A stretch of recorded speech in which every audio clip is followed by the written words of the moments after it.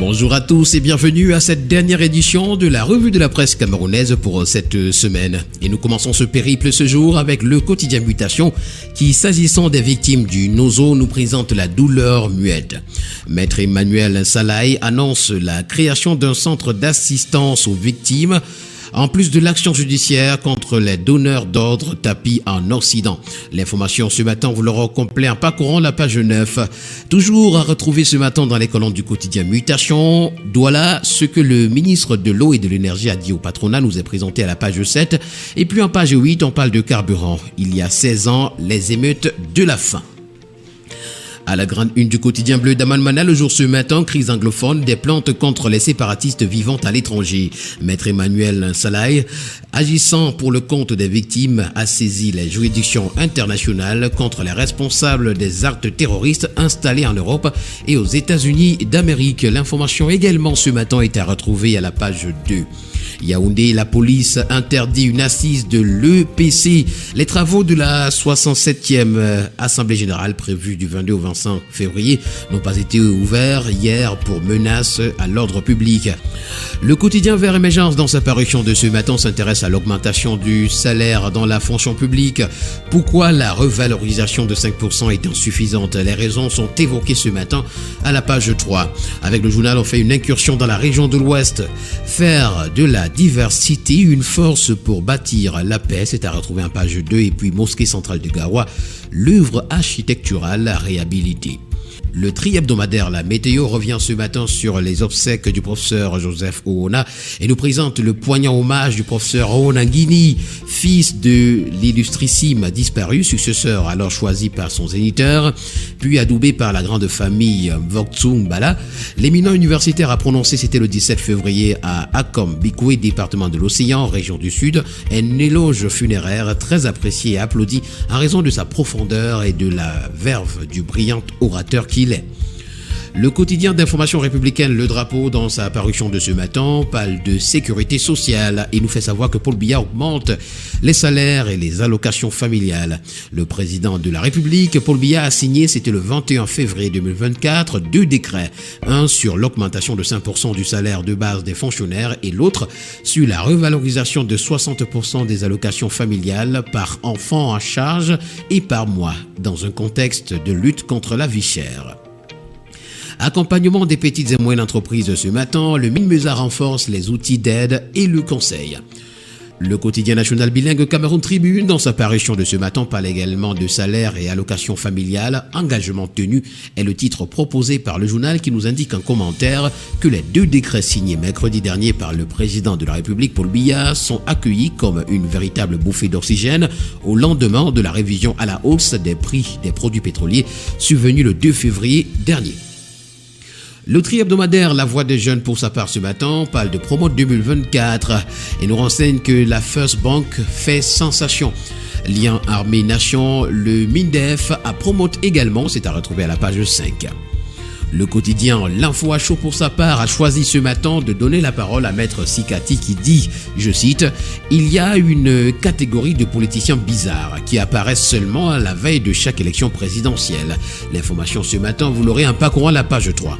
Également à retrouver dans les colonnes du quotidien L'Info à chaud, une adresse de Vincent Sostenfouda, que les partis politiques cessent d'être des ovnis que l'on observe à travers la fenêtre de nos propres misères.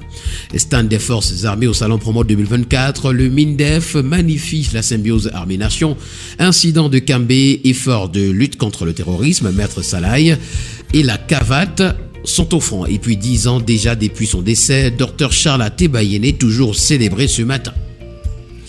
Le quotidien de la santé, Éco-Santé, dans sa parution de ce jour, s'intéresse à l'amélioration de la prise en charge des patients et nous fait savoir que les distributeurs des dispositifs médicaux s'engagent à plus satisfaire des hôpitaux. Réunis en assemblée générale ordinaire, c'était le 21 février dernier à Yaoundé, les membres de l'association dénommée Cameroon Medical Device Supplier Corporation ont passé en revue les activités de l'année écoulée. Pour le compte de l'année 2024, les distributeurs des dispositifs médicaux comptent mettre un accent particulier sur la célérité et un suivi particulier de leurs dossiers.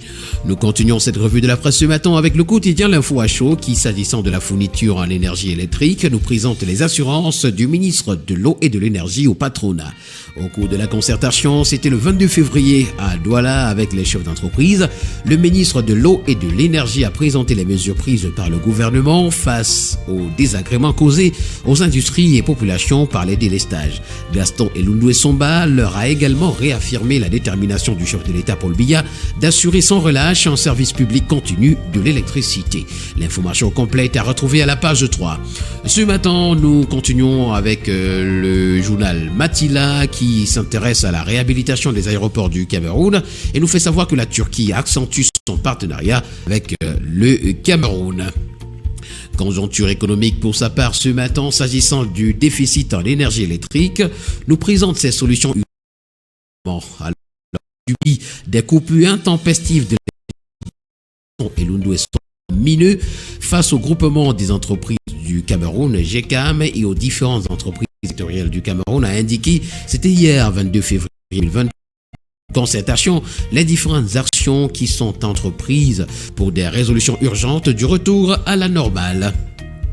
Le tri-hebdomadaire le soir ce matin parle de la coopération entre le ministère des Transports et l'Union européenne. C'est un partenariat fructueux, nous renseigne ce matin le journal. Le ministre des Transports, Jean-Enes Massenangale Bibi, a reçu en audience, c'était le mercredi 21 février 2024, dans la salle des conférences de son département ministériel, une délégation de la Commission européenne conduite par Hololek Henrik, directeur général, conseiller hors échelle. Il était assisté de Sergio Jouza Olite, chef d'unité transport durable et développement, et de Jérôme Ponce, représentant de l'ambassadeur, chef de la délégation de l'Union européenne au Cameroun.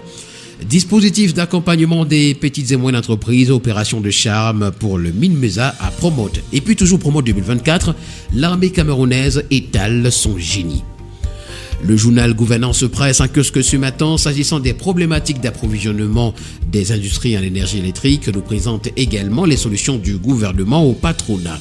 Avec le reflet, le journal de l'information sûre, on parle de la coopération. L'université de Bertois densifie son réseau de partenaires.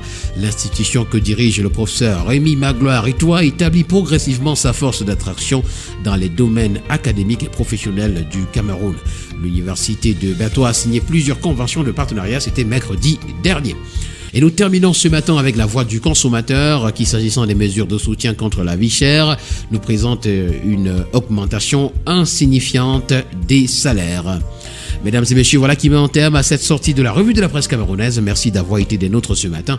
Au plaisir de vous retrouver lundi prochain pour une nouvelle édition. D'ici là, portez-vous bien. Bon week-end.